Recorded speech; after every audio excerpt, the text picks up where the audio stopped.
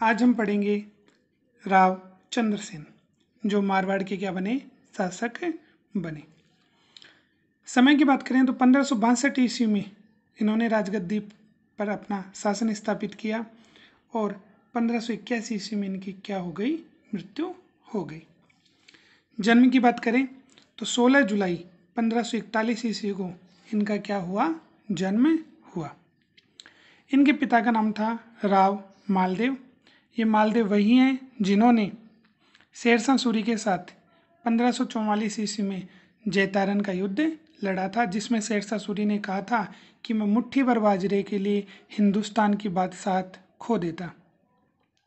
तो वही राव मालदेव किनके पिता थे, राव चंद्रसेन के। अब बात करते हैं माता। इनकी माता का नाम था स्वरूप दे। अब देखो, राव चंद्रसेन 3 भाई थे। सबसे बड़े वाले भाई का नाम था राम सिंह। इनका सबसे बड़ा जो भाई था उसका क्या नाम था, राम सिंह। दूसरे नंबर जो इनका भाई था वो था उदय सिंह।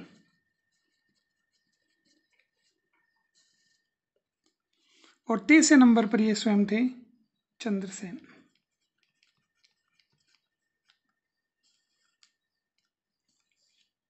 अब ये जो स्वरूप दे थी, इन्होंने राव मालदेव को पहले तैयार कर लिया था और राव मालदेव किन्हीं कारणों से इसने अपने दोनों बेटों, जिसमें राम सिंह और उदय सिंह, दोनों को अपने राज्य से बाहर निकाल दिया था। और स्वरूप दे ने तैयार किया राव मालदेव को कि आप अपना युवराज किसे घोषित करें, राव चंद्रसेन को घोषित करें। तो देखो, रानी स्वरूप दे के कहने पर राव मालदेव ने चंद्रसेन को मारवाड़ का उत्तराधिकारी या युवराज घोषित कर दिया। अब 1562 ईस्वी में राव मालदेव की क्या हो गई, मृत्यु हो गई। जब इनकी मृत्यु हुई तो इनकी मृत्यु के बाद में चंद्रसेन भाइयों में छोटा होते हुए, तो देखो तीसरे नंबर पर था, और भाइयों में छोटा होते हुए भी मारवाड़ का क्या बन गया, शासक बन गया। मारवाड़ किसको बोलते हैं, तो जोधपुर के आसपास का जो क्षेत्र है उसको बोलते हैं मारवाड़। आगे हम बात कर लेते हैं, राव चंद्रसेन के शासक बनने से इसके दोनों भाई राम सिंह या राम और उदय सिंह उससे क्या हो गए, नाराज हो गए। अब बात करते हैं, एक युद्ध की बात करते हैं, लोहावट का युद्ध। ये लोहावट का युद्ध हुआ राव चंद्रसेन और उदय सिंह के मध्य में। और इस युद्ध में राव चंद्रसेन ने अपने बर्छी के वार से उदय सिंह को घायल कर दिया और उदय सिंह के सरदारों ने उसे युद्ध भूमि से निकालकर सुरक्षित स्थान पर पहुंचा दिया। तो इस प्रकार से लोहावट का जो युद्ध हुआ था उसमें उदय सिंह हराना चाहता था राव चंद्रसेन को और शासन पर अपना अधिकार करना चाहता था, लेकिन इसके विपरीत परिणाम निकला और राव चंद्रसेन इस युद्ध में जीत गए।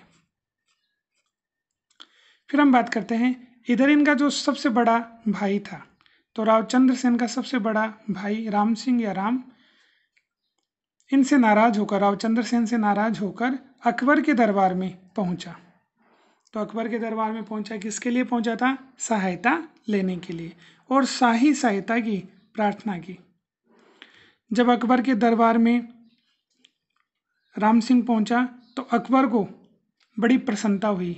अकबर मौके की तलाश में बैठा था कि किस प्रकार से मारवाड़ के क्षेत्र पर अपना नियंत्रण स्थापित किया जाए। तो जब राम सिंह पहुंचा अकबर के दरबार में और सहायता की मांग की, तो अकबर ने एक व्यक्ति को भेजा जिसका नाम था हुसैन कुली खां। तो एक व्यक्ति जिसका नाम है हुसैन कुली खां, इसके नेतृत्व में अपनी सेना कहाँ पर भेज दी, जोधपुर भेज दी। अब इधर सेना जब जोधपुर पहुंची तो 1564 में इस सेना ने जोधपुर के किले पर क्या कर दिया, आक्रमण कर दिया। जब ऐसा हुआ तो राव चंद्रसेन जोधपुर को छोड़ करके वहाँ से निकल गए। तो राव चंद्रसेन विवश होकर के भाद्रा जून नामक स्थान पर चले गए। तो जोधपुर छोड़ दिया, जोधपुर किसके अधिकार में हो गया? जोधपुर पर अकबर का क्या हो गया? अधिकार हो गया। अब हम बात करते हैं नागौर दरबार की। नागौर दरबार की बात करें तो देखो 3 नवंबर 1570 को नागौर दरबार लगाया गया था। ये नागौर दरबार कहाँ पर लगा था? तो नागौर में एक दुर्ग है जिसका नाम है अहिछत्रपुर। तो नागौर में अहिछत्रपुर दुर्ग में दरबार लगा। इस दरबार का उद्देश्य क्या था? अकबर जो था वो अपनी स्थिति को मजबूत करना चाहता था कि राजपूताना क्षेत्र के जो शासक हैं वो मुगलों के अधिकार में रहें, मेरी अधीनता स्वीकार करें। तो एक नीति थी अकबर की, सुलह कुल। तो सुलह कुल की जो नीति थी, उस नीति के तहत अकबर राजपूताना के जो शासक थे उनसे अपनी अधीनता स्वीकार करवाना चाहता था और साथ ही उनसे वैवाहिक संबंध स्थापित करना चाहता था। तो इस प्रकार से 1570 में 3 नवंबर को नागौर दरबार लगा। अब इस नागौर दरबार में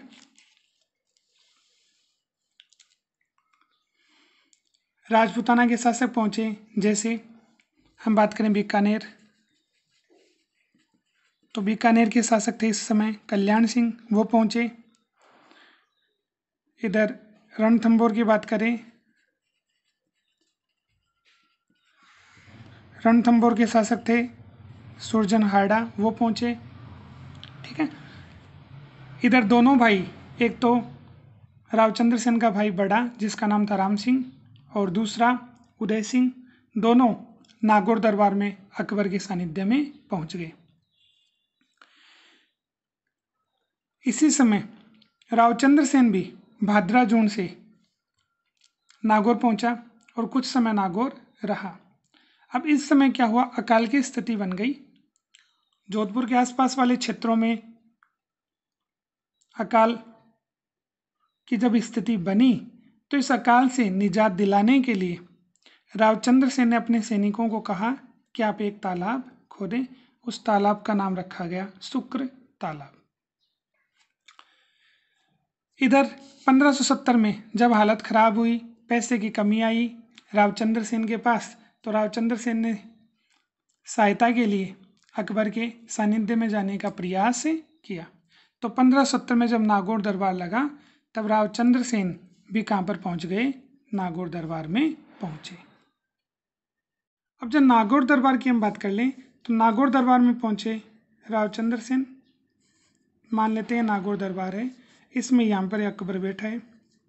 इधर बीकानेर का शासक है, इधर अपने रणथंभौर का शासक है। इनके 2 भाई थे रावचंद्र सेन के, एक का क्या नाम था? राम सिंह, एक का नाम था उदय सिंह, और भी कई शासक थे। तो यहाँ पर जब ये पहुँचने के बाद में एक तो अकबर ने इसका सम्मान नहीं किया, जो स्थिति अन्य शासकों को प्राप्त थी वैसा किसी प्रकार का कोई सम्मान इसे नहीं दिया। दूसरा, इसको बैठने का कोई स्थान नहीं मिला, किसे? रावचंद्र सेन को। तो ये वहाँ नागौर दरबार में जाकर वापस वहाँ से चला गया। कहाँ से आया था रावचंद्र सेन? भाद्रा जून से, कि जब जोधपुर पर अधिकार हो गया था किसका? अकबर का। तो जोधपुर को छोड़ करके भाद्रा जून पहुँच गया था रावचंद्र सेन, और भाद्रा जून से ये नागौर आया और अकबर के दरबार में पहुंचा। और वहाँ पर जब सम्मान नहीं मिला और इसने ये भी देखा कि अकबर जो है वो अपना स्वार्थ सिद्ध करने के लिए भाइयों को आपस में लड़वाने का कार्य कर रहा है, तो इससे दुखी होकर के वापस से यहाँ से निकल गया और कहाँ पर पहुँचा? तो वापस जहाँ से आया था वहीं पर पहुँच गया। इधर हम बात करते हैं तो देखो, अकबर ने बीकानेर के शासक राय सिंह को जोधपुर का अधिकारी नियुक्त कर दिया। अभी अकबर की देखो सबसे बड़ी एक तरह से चाल थी, क्योंकि जोधपुर, इस जोधपुर के लिए ही रावचंद्र सेन का बड़ा भाई जिसका नाम था राम सिंह, वो सहायता के लिए आया था। लेकिन जब जोधपुर पर अधिकार हो गया किसका? अकबर का, तो अकबर को ये जोधपुर का जो शासन है वो किसे देना चाहिए था? राम सिंह को देना चाहिए था, लेकिन उसने ऐसा नहीं किया। उसने इस जोधपुर पर कल्याणमल का जो पुत्र था राय सिंह, तो बीकानेर का शासक था कल्याणमल, और कल्याणमल का पुत्र था राय सिंह। उस राय सिंह को जोधपुर का इसने अधिकारी नियुक्त कर दिया। तो इस प्रकार से यहाँ पर अकबर ने इसके साथ विश्वासघात किया। इधर रावचंद्र सेन को दबाने के लिए, क्योंकि जब नागौर दरबार से रावचंद्र सेन वापस लौट गए और कहाँ पर पहुंचे? भाद्राजून पहुंचे। तो रावचंद्र सेन को दबाने के लिए अकबर ने अपनी सेना कहाँ पर भेजी? भाद्राजून भेजी। जब सेना भाद्राजून पहुंची तो चंद्रसेन वहां से निकल गए। चंद्रसेन भाद्राजून से कहाँ पर पहुंचे? सोजत पहुंचे, जो कहाँ पर पड़ता है? पाली में पड़ता है। और सोजत कौन रहता था? तो इसका भतीजा रहता था। किसका? रावचंद्र सेन का। कहने का मतलब कि चंद्रसेन का बड़ा भाई जिसका नाम था राम सिंह, उसका पुत्र था जो इतिहास में वीर कल्ला के नाम से प्रसिद्ध हुआ। तो कल्ला के पास पहुंचे कौन? रावचंद्र सेन। जब ये यहाँ पर पहुंचे सोजत, तो पीछे पीछे मुगल सेना भी आ गई। तो यहाँ से भी फिर चंद्रसेन इस स्थान को छोड़ करके आगे निकल गए और मुगल सेना भी रावचंद्र सेन का पीछा करते हुए वहाँ आप आ गई या आप पहुंची। तो रावचंद्र सेन ने वो स्थान छोड़ दिया और सोजत को छोड़ करके ये सिवान जो पड़ता है बाड़मेर में, ठीक है, वहाँ पर पहुंचे। और सिवान से फिर सारण के पहाड़ हैं, और सारण के पहाड़ कहाँ पर पड़ते हैं? पाली में पड़ते हैं।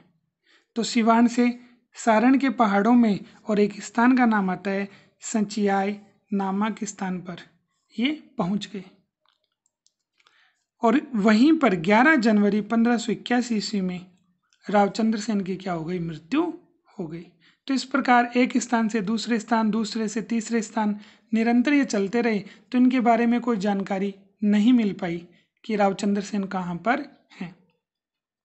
हालांकि अकबर ने इनका पीछा खूब किया, इसे पकड़ने का खूब प्रयास किया, लेकिन अकबर इस प्रयास में असफल रहे। और रावचंद्र सेन की समाधि की बात कर लें तो यहीं पर संचियाई नामक स्थान पर जहाँ पर इनकी मृत्यु हुई वहाँ पर इनकी समाधि बना दी गई। अब कुछ कथन आते हैं किसके बारे में? रावचंद्र सेन के बारे में।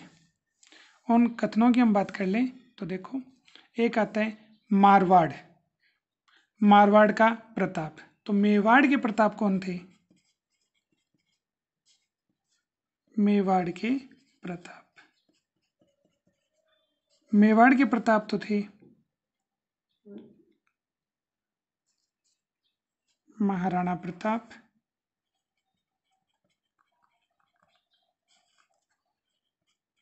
मेवाड़ के प्रताप कौन थे?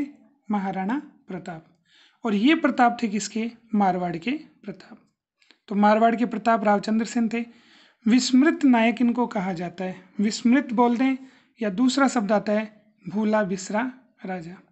विस्मृत या भूला बिसरा राजा से क्या तात्पर्य है कि ये भटकते भटकते रहे, एक स्थान से दूसरे स्थान पर, दूसरे से तीसरे स्थान पर, इस प्रकार से निरंतर ये चलते रहे। इनके बारे में पता नहीं लगा, इसलिए इतिहास में इनको भूला बिसरा राजा या विस्मृत नायक भी कहा जाता है। एक इन्हें प्रताप का, महाराणा प्रताप जो थे, प्रताप का पथ प्रदर्शक भी कहा जाता है। प्रताप का पथ प्रदर्शक भी कहा जाता है। तो इस प्रकार से कुछ नाम हैं किसके? रावचंद्र सेन के। अब हम बात कर लेते हैं, देखो रावचंद्र सेन राठौड़ वंश। तो जोधपुर में इस समय जो वंश था वो कौन सा था? राठौड़ वंश। तो रावचंद्र सेन राठौड़ वंश के अंतिम ऐसे शासक थे जिन्होंने अकबर की अधीनता स्वीकार नहीं की। तो इनके बाद में अगले जो शासक आए उन्होंने अकबर की अधीनता स्वीकार कर ली, तो इन्होंने अकबर की अधीनता स्वीकार नहीं की। अब हम बात करते हैं अकबर की आंखों के कांटे माने जाते हैं, ठीक है। एक तो कौन है? रावचंद्र सेन, और दूसरा महाराणा प्रताप। ऐसा क्यों? क्योंकि इन दोनों ने ही अकबर की अधीनता स्वीकार नहीं की, और दोनों को पकड़ने के लिए ठीक है। अकबर ने खूब प्रयास किया, राव चंद्रसेन को पकड़ने का भी अकबर ने खूब प्रयास किया, लेकिन वो राव चंद्रसेन को भी नहीं पकड़ पाई। इसी प्रकार से महाराणा प्रताप को भी इन्होंने पकड़ने का खूब प्रयास किया, लेकिन महाराणा प्रताप भी इनकी पकड़ में नहीं आए। तो इस प्रकार से ये हमेशा चुपते रहे, किसको? अकबर को। इसलिए कहा जाता है कि अकबर की आंखों के कांटे। तो इस प्रकार से आज हमने पढ़ा राव चंद्रसेन।